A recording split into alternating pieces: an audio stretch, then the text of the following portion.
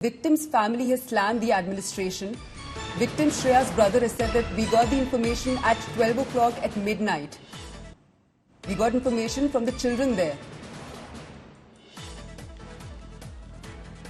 This is what the victim's brother has said, saying that they got information about the flooding of the basement at midnight from the children, from the students who study at the coaching center.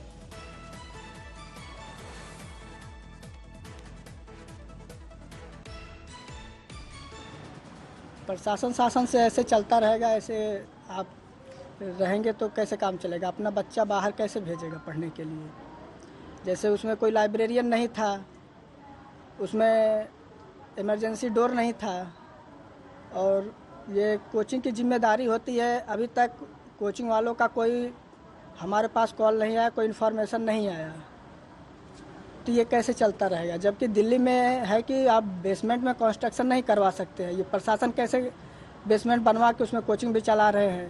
3-3, 4-4 साल हो जा रहे हैं, प्रशासन को अभी कोई खबर ही नहीं है।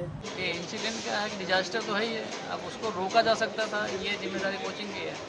अब जैसे मान लीजिए आप ऐसी जगह पे कोई चीज़ बना रहे हो जहाँ पे फ्लड आ सकता है, फ्लड को रोकने का क्या इंतजाम है। अगर आप शीशे की दीवार बनाएंगे, जब फ्लड दे जाएगा तो टूट ही जाएगा। अभी मई में एडमिशन कराया था मैंने इसका। कहाँ की रहने वाली है? हम लोग मूलतः अम्बेडकर नगर के रहने वाले हैं। मेरे भाई साहब और भाभी और उनका परिवार वहीं अम्बेडकर नगर में रहता है।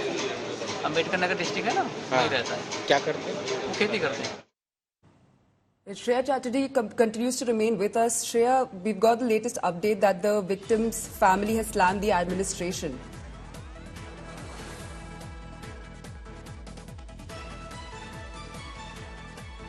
Well, yes, absolutely. You know, this is something that is very, pertinent also for the victim's family. Remember, they're also, right now bereaving the death of a family member.